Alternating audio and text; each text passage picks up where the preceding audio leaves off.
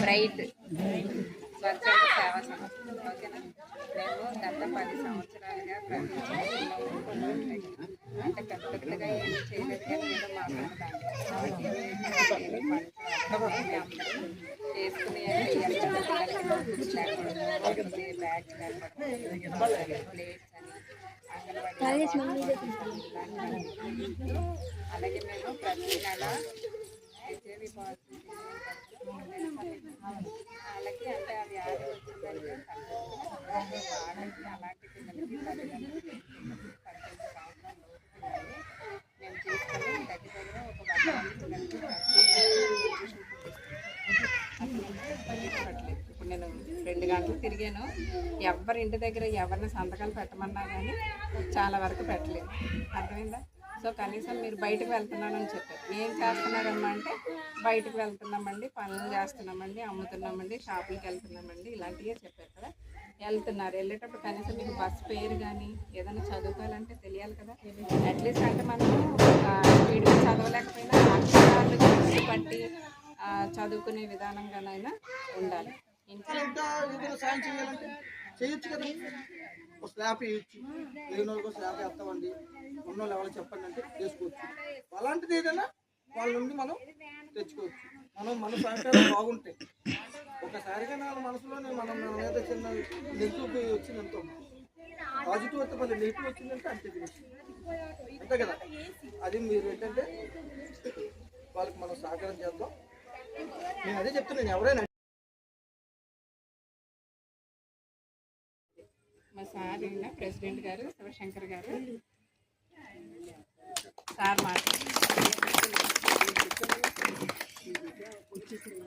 ముందుగా రూపన్ గారికి, అదేవిధంగా సెక్రటరీ గారికి, అదేవిధంగా సంతోష్ గారికి, కిరణ్మయ్య గారికి,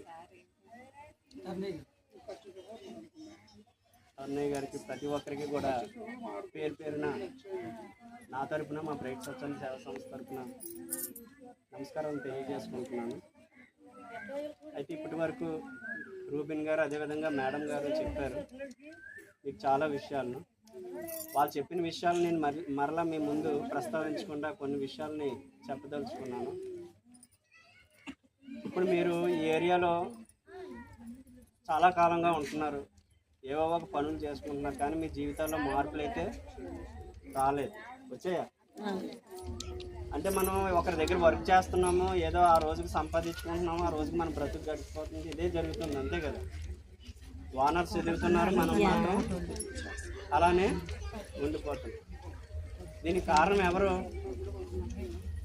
మనం ఏ రోజు కూడా స్వయంగా మనం ఏదో ఒకటి చేసుకోవాలి, ఏదో ఒకటి నేర్చుకొని మనం స్వయంగా మనకు మనం ఎదగాలి, మనలో మన కుటుంబాన్ని మనల్ని ఆర్థికంగా అభివృద్ధి చేసుకోవాలి, మనకంటూ కొంత అభివృద్ధి కావాలి అనే ఆలోచన అనేది మనలో లేకపోవడం వలన ఈ విధమైన పరిస్థితి వస్తుంది. ఎక్కడైనా సరే పేదరికం అనేది ఎందుకు ఉంటుంది అంటే ఇప్పుడు ప్రజెంట్ మనకు ప్రభుత్వాలు వితంతువులకి పెన్షన్లు ఇస్తున్నాయి, వికలాంగులకి పెన్షన్లు ఇస్తున్నాయి. 1500 ఎన్ని రోజులకి సరిపోద్ది మీకు? 4000 ఇస్తున్నారు కొంతమందికి. ఎన్ని రోజులకి సరిపోద్ది? నెల గడిచిపోద్దా మనకి? 4000తో నెల గడిచిపోద్దా మనకి? సో గడవదని మనకి తెలుసు. ఆ ప్రభుత్వ సంక్షేమ మనకు మనం ఎదగాలి, మనకు మనం ఏదో ఒక ఉపాధి నేర్చుకోవాలి, ఆ ఉపాధిని నేర్చుకొని మనం ఆర్థికంగా బలపడాలి అనే ఆలోచన మనలో ఉండటం లేదు. అయితే మీరందరూ ఈరోజు ఆలోచించవలసిన విషయం ఏంటంటే మా సెక్రటరీ గారు ఆల్రెడీ మీకు చెప్పారు, మీరు ఏదైనా చేద్దామని అనుకుంటే, మీరు ఏదైనా నేర్చుకుందామని అనుకుంటే ఆ నేర్పించడానికి తగ్గ వనరులు అంటే అవకాశాన్ని మేము కల్పిస్తాం. ఫర్ ఎగ్జాంపుల్ టైలరింగ్ ఉందనుకోండి, కుట్టు మిషన్ ఉంది కదా, కుట్టు మిషన్ నేర్చుకుందామని ఆలోచన మీకు ఉందనుకోండి, ఆ అవకాశం ఉంటే ఆ నేర్పించే పరిస్థితి మేము కల్పిస్తాం. మీరు ఏ సమయం అలాగని మీరు ఇప్పుడు కుట్టు మిషన్ ఉదయం నుండి సాయంత్రం వరకు నేర్చుకోవాలంటే మీ బ్రతుకులు గడవవునా? సో అది ప్లస్ ఇది కూడా నేర్చుకొని మీకు మీరుగా నేర్చుకోగలము, ఇంకా మనకు వచ్చేసింది అన్నప్పుడు ఆ వృత్తిని వదిలి మీరు ఈ వృత్తిలో గోల్డెన్ అవకాశం ఉన్నాయి. గోల్డెన్ షాప్స్లో గోల్డెన్ షాపింగ్ మాల్స్ అవకాశాలు ఉన్నాయి మీకు. వేలు జీతాలు ఇస్తున్నారు టైలర్స్, మీకు తెలుసో తెలియదు. సో మనం నేర్చుకోవాలి. ఆ నేర్చుకోవాలి అనే ఇంట్రెస్ట్ మీకు ఉంటే మేము ఆ అవకాశం కల్పిస్తాము. ఒక టైలర్ని పెట్టి మిషన్ తీసుకొచ్చి మీకు నేర్పించే పరిస్థితి మేము కల్పిస్తాము.